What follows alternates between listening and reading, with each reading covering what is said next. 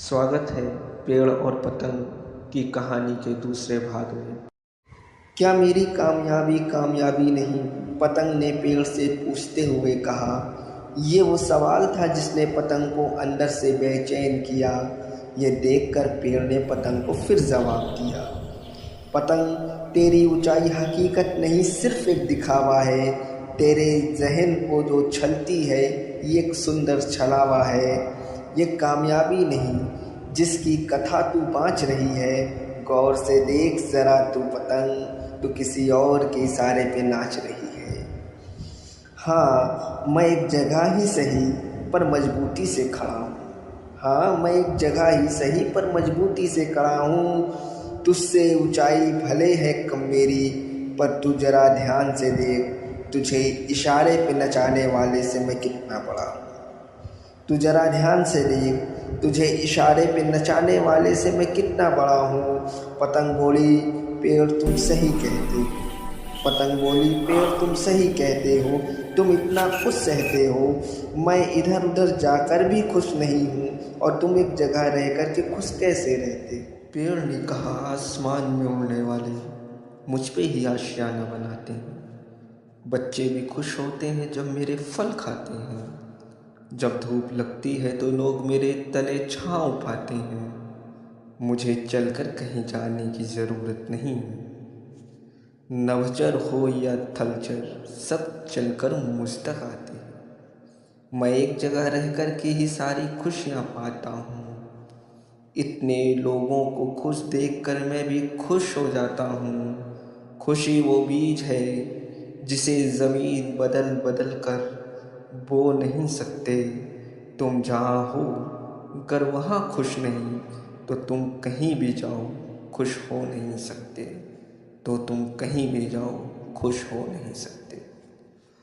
पतंग पेड़ से बात ही कर रही थी कि कटी डोर। पतंग हवा में लहरा गई। वो जिस पेड़ से बात कर रही थी उसी की शाखाओं पर आ गई। पतंग बोली, पेड़ तुमने अपना बड़प्पन दिखा दिया, थाम लिया मुझको, ज़मीन पर गिरने से बचा लिया। कुछ देर में ही काली बदरी छा गई, बूंदाबांदी शुरू हो गई और बरसात आ गई। पतंग समझ गई अब उसमें नहीं बचा दम है। बारिश भिगा रही है उसे और वक्त बहुत कम है।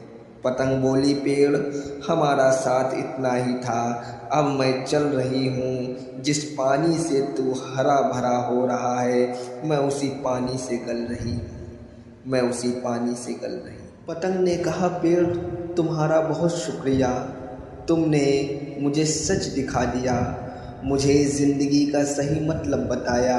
मैं समझ गई शोहरत खैरात में दिया ताज नहीं होती, शोहरत खैरात में दिया ताज नहीं होती। कामयाबी तो वो है जो किसी और की मोहताज नहीं होती।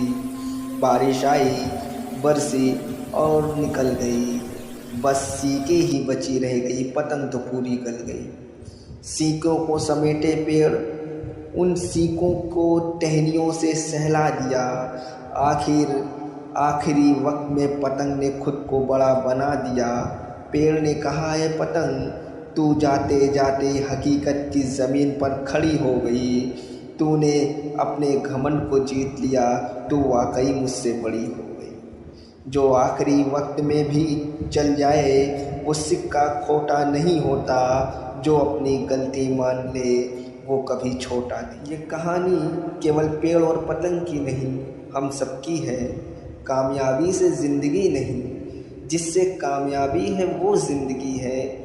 गुरूर झूठा टूट जाता है, जो ज़मीन से जुड़ा है वही पनप पाता है। गुरूर का महल हवा में होता है जिससे वक्त बहुत जल्द तोड़ता है। पेड़ जानता है इसलिए ऊंचाई की खातिर ज़मीन को नहीं छोड़ता है। ये वक्त का पहिया हर वक्त चलता रहता है, इसकी कहानी रुकती नहीं, बस किरदार बदलता रहता है। जो बदलता है वो महज एक दौर होता है, जहाँ आज कोई और है वहाँ कल कोई और होता है। जहाँ आज कोई और है वहाँ कल कोई और होता है।